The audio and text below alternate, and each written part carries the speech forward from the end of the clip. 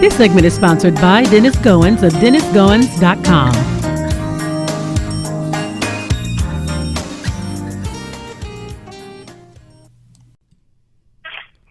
I'm Lady Charmaine, and I am back with financial advisor, Mr. Dennis Goins of Dennis Goins and Associates. How you doing today, Dennis? I'm doing great, Lady Charmaine. How are you? I am good. It's been hot here in sunny Sacramento, but I'm doing pretty good.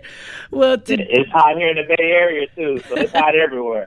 Yeah, so today you have a great topic, which I really like, and your title is, You Could Retire, But Should You?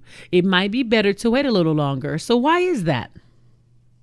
Well, some people, could retire at the first opportunity, and some had wished that they'd waited.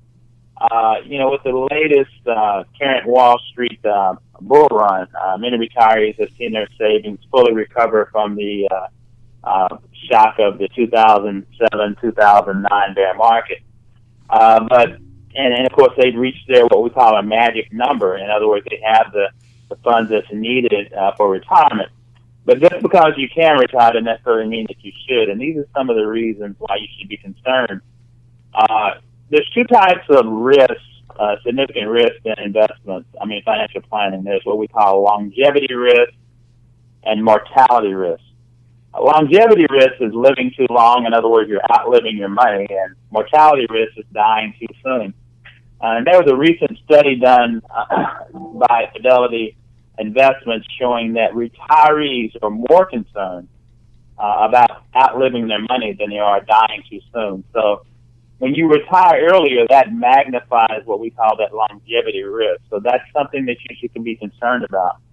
Matter of fact, I had a client that came in my office a couple of days ago, and she was wanting to retire at 62. And, of course, she had significant assets.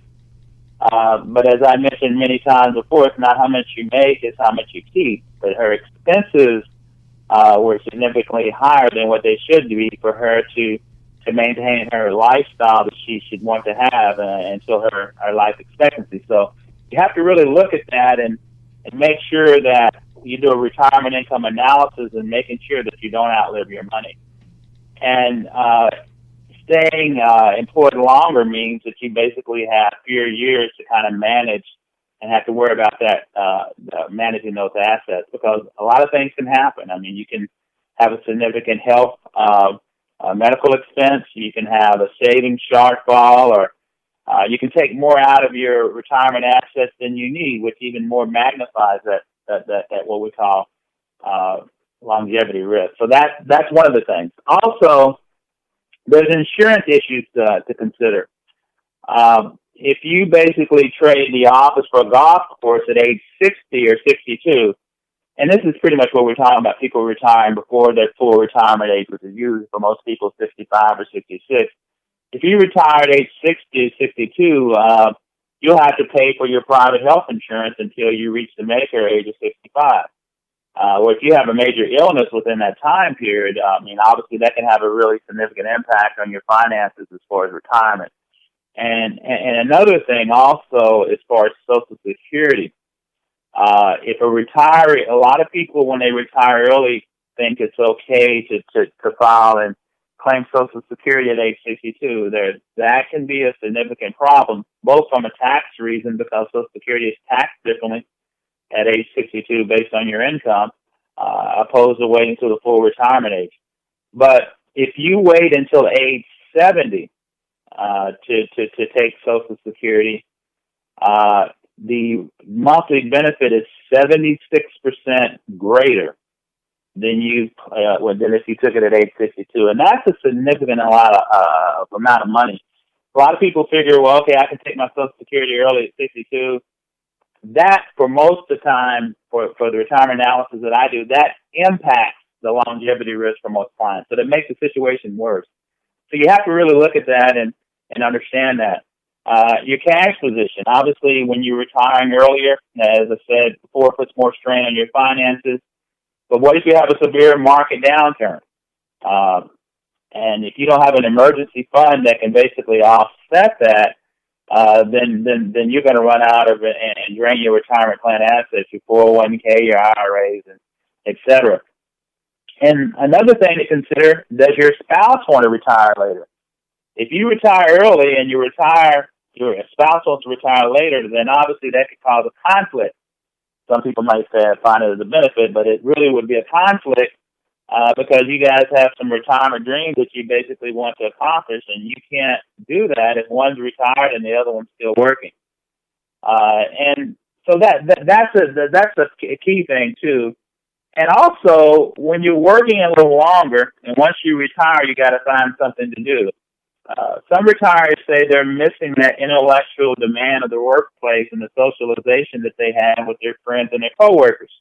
And they find that really hard to find outside of the working world. Now, some people want to retire early because they are fed up with the people that they're working with. But on the average, most people really enjoy the camaraderie that they have at the workplace. So these are pretty much some of the things to consider before you jump and leap. You got to do these analysis to make sure that you basically have all your bases covered as far as retirement. You know, the retirement income analysis, making sure you don't run out of money, making sure you have your health care covered, and you can basically meet those health care expenses if necessary.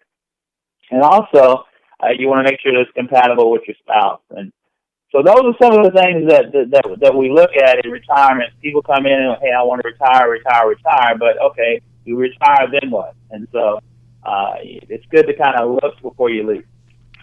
Well, you always give us some really, really good information. And, I love referring you to people just because I feel the information is so valuable to us today, especially during the retirement thinking process.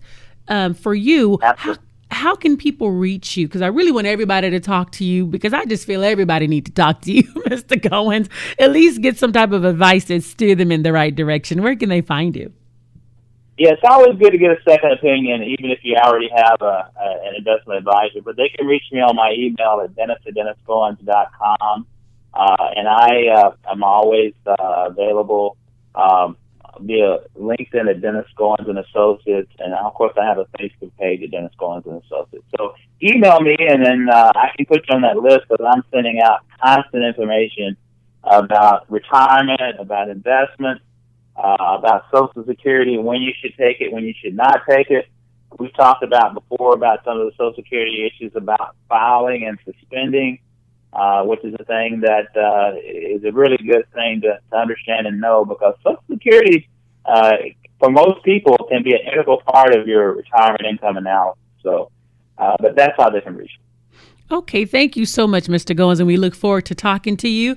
Next week, we're going to let everybody know that you will be coming on now every 2 weeks during the summertime, and then you're going to be picking right back up, giving us all the great information next quarter. Yeah, and we'll start 4 times with football season. How's that? All right, sounds good to me. All right, thank you very much. Thank you for listening. If you would like to learn more about financial investments, contact Dennis Goins at dennisgoins.com.